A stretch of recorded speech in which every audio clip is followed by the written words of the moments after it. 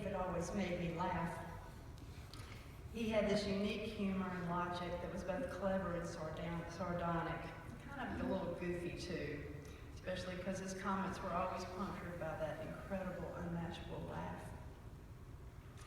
Clayton and I moved into the house behind the Kuchers in 1984, and little did we know how entwined our lives would be for the next 30 years, even till now. Shelley and David grew up before our eyes, although we soon were busy watching our own two grow up and could not have grown up in one piece without the Kuchers.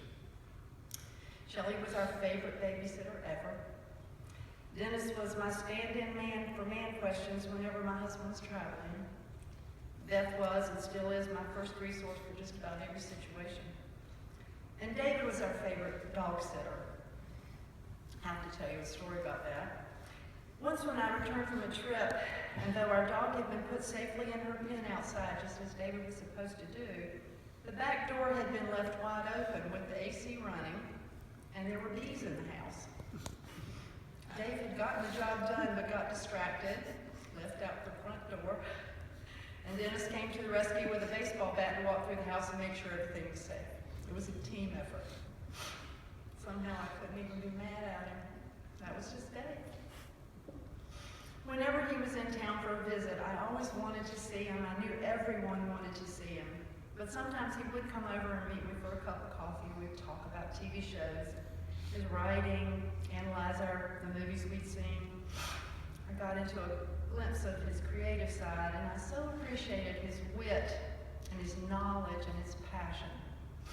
How many kids grow up into the kind of adults and make time for people who are their parents' age?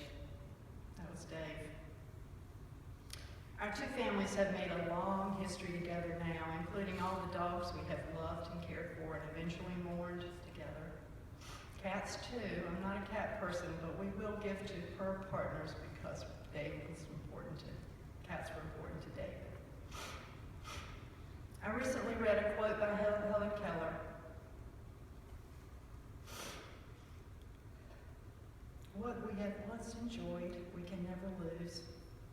All that we love deeply becomes part of us. The fact that everyone here, along with the many who could not be, share this tender grief demonstrates that David Kuchar was loved deeply. Beth and Dennis, what a good boy.